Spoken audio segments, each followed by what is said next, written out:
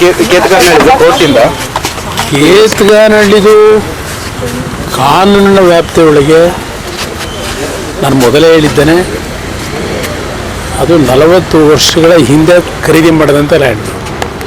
ಅಲ್ಲಿ ಯಾವುದೇ ಅತಿಕ್ರಮಣ ಮಗದೊಂದು ಈಗಿನ ಸರ್ಕಾರದಲ್ಲಿ ರಾಜಕೀಯದ ಒಂದು ವೆಂಜನ್ಸಲ್ಲಿ ಏನೋ ಮಾಡ್ಕೊಂಡು ಇಲ್ಲಿಗಲ್ ವೇನಲ್ಲಿ ಸರ್ಕಾರ ಹೊರಟಿರ್ತಕ್ಕಂಥದ್ದು. ಅದು ಕಾನೂನಿನ ವ್ಯಾಪ್ತಿಯೊಳಗೆ ನ್ಯಾಯಾಲಯದಲ್ಲಿ ತೀರ್ಮಾನಗಳು ಕೊಡ್ತಾರೆ.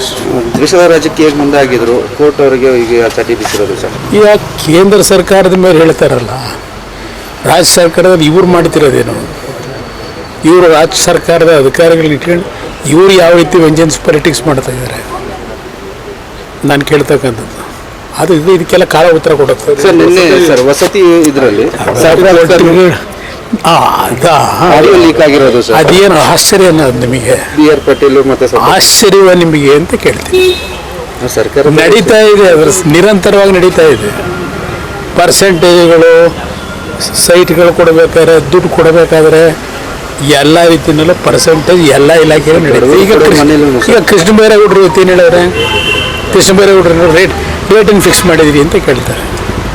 ಅವರಿಗೆ ಗೊತ್ತಿದೆ, ಮಂತ್ರಿಗಳ ಇಲಾಖೆ ಮಂತ್ರಿಗಳಿಗೆ ಆ ಮಂತ್ರಿಗಳ ಇಲಾಖೆಗಳ ಕೆಲಸ ಹೇಗೆ ನಡೀತಿದೆ ಅನ್ನೋದು ಅವರಿಗೆ ಗೊತ್ತಿದೆ.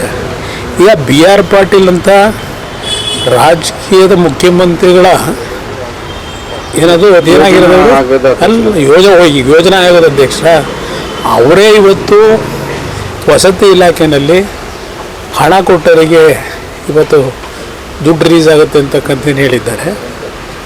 ನಾನು ಹೇಳ್ತಿರೋದಲ್ಲ, ವಿರೋಧ ಪಕ್ಷ ಹೇಳ್ತಿರೋದಲ್ಲ. ಇದು ಈ ರೀತಿ ಸ್ವೇಚ್ಛಾಚಾರವಾಗಿ ದುಡ್ಡನ್ನು ಮಾಡ್ಕೊಂಡ್ರೆ ಚುನಾವಣೆ ಹೆಂಗೆ ಬೇಕಾದ್ರೆ ನಡೆಸ್ಬೋದು ಅನ್ನೋದು ಎಲ್ಲರಲ್ಲೂ ಇರ್ತಕ್ಕಂಥ ಒಂದು ವಾತಾವರಣ. ಈಗ ಸರ್ ಇನ್ನು DK ಬನ್ನಿ, ಆಮೇಲೆ ಏನು DK 2028ಕ್ಕೆ ಏನಾದರೂ ಅಧಿಕಾರಕ್ಕೆ JDS BJP ಬಂದರೆ ನಾನೇ ಬಟ್ಟೆ ಹೊಲಿಸ್ಕೊಡ್ತೀನಿ ಅಂತ ವ್ಯಂಗ್ಯ ಆಡ್ತಾರೆ ಸರ್. ಮತ್ತೆ ನೋಡಿ, ಅಂಥ ದರಿದ್ರ ನನಗೆ ಬಂದಿಲ್ಲ.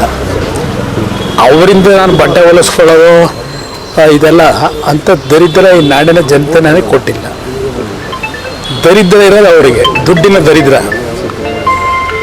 ಆ ಪಾಪದಾಣದಿಂದ ನಾನು ಅವರಿಂದ ಬಟ್ಟೆ ತರಿಸ್ಬೇಕಾ?